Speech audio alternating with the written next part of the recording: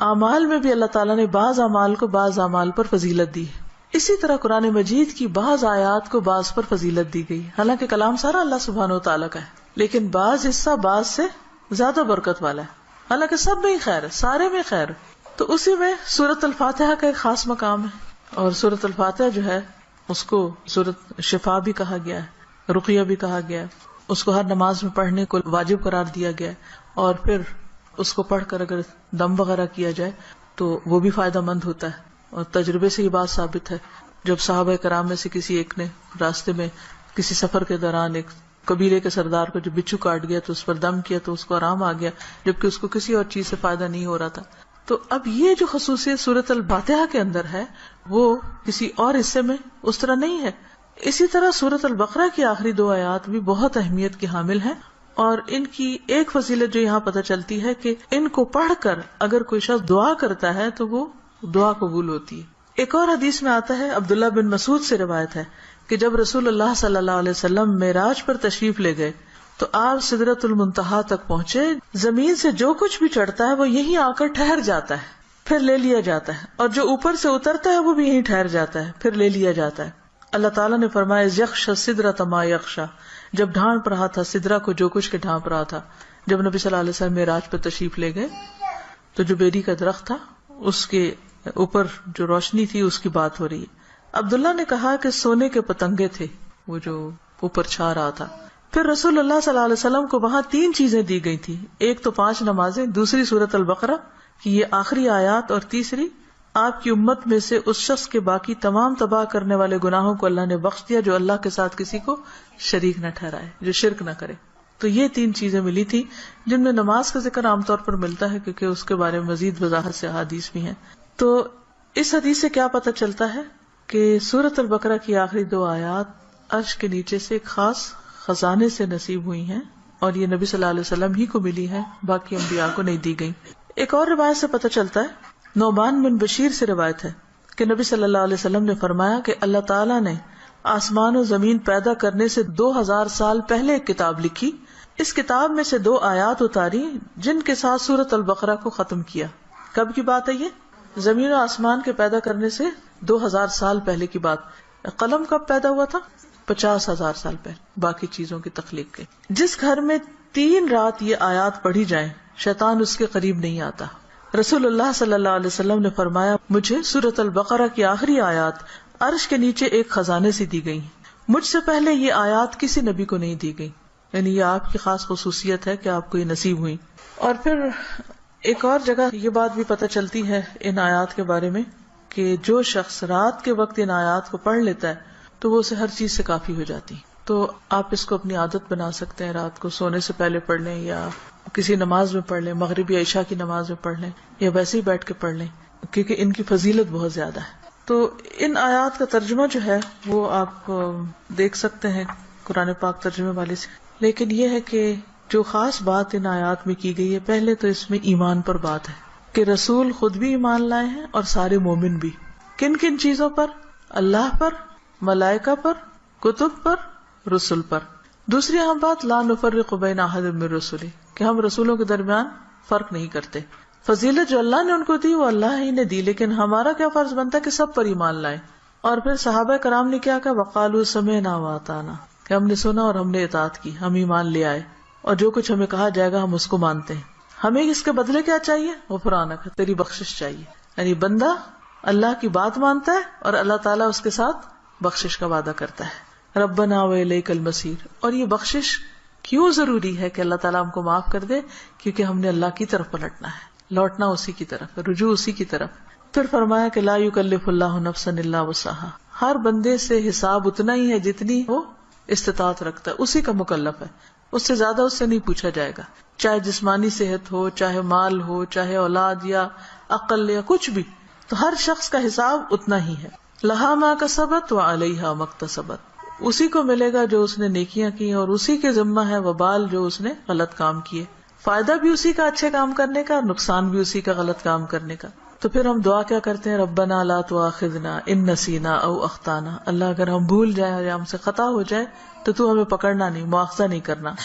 ربنا ولا تحمل علینا اصرا کما حملته علی الذین من قبلنا اللہ ہم پر وہ بوجھ نہ ڈالنا جو ہم سے پہلے لوگوں پہ ڈالا. یعنی ان کی شریعتیں جو تھی وہ مشکل تھی, ہماری شریعت بہت آسان ہے. مثلا نبی صلی اللہ علیہ وسلم جب حج پہ تشریف لے گئے تو آپ نے کچھ ریچولز کی ایک ترتیب بتائی, لیکن چونکہ کراؤڈ بڑا تھا تو اس ترتیب میں کچھ لوگوں نے فرق کر دیا. کیا تھا کہ جیسے آپ پہلے رمی جمار کریں, پھر اس کے بعد سر منڈائیں, پھر اس کے بعد احرام کھول دیں, لیکن کچھ لوگوں نے اس ترتیب کو آگے پیچھے کر دیا. تو اس پر آپ نے فرمایا لا حرج, لا حرج, کوئی حرج نہیں, کوئی نقصان نہیں. تو یہ ہمارے دین کی ایک سہولت ہے, آسانی ہے. تو یہاں دعا یہ مانگی جا رہی کہ اللہ جس طرح پچھلے لوگوں کے اوپر پابندیاں لگ گئی تھی یا ان کو کچھ مشکلات ہوئی تھی تو ہمیں اس سے محفوظ رکھنا. ربنا ولا تحملنا ما لا طاقت لنا بہ, اللہ ہمارے اوپر ایسا بوجھ نہ ڈالنا جس کی ہمیں طاقت نہیں. اب دیکھیے کہ اگر ہم امن سے ہیں, سلامت ہیں, ہم سانس لے رہے ہیں, کھا پی رہے ہیں, جس کا مطلب اللہ کی رحمت ہے ہم پر. کوئی بھی چیز آپ دیکھیں کہ کسی وقت بھی آؤٹ آف کنٹرول ہو سکتی.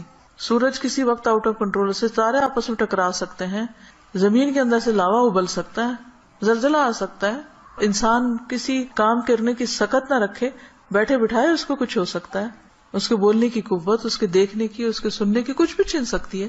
تو اللہ تعالیٰ سے ہم دعا کرتے کہ یا اللہ ہم پر وہ بوجھ نہ ڈال جس کے اٹھانے کی ہمیں سکت نہیں, یعنی ایسی کسی آزمائش میں نہ ڈالنا کہ جس سے ایمان جانے کا خطرہ ہو.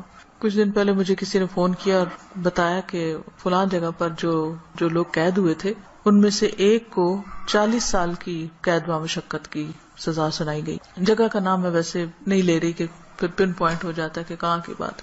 تو میری بیٹی نے کہا کہ میرے ذہن سے یہ بات اتر ہی نہیں رہی, کیونکہ جو اس آدمی کی بیوی تھی اس نے فوراً ہی خلا لے لی کہ میں تو اتنا ویٹ نہیں کر سکتی, اور حالانکہ اس کی بچی بھی تھی چھوٹی.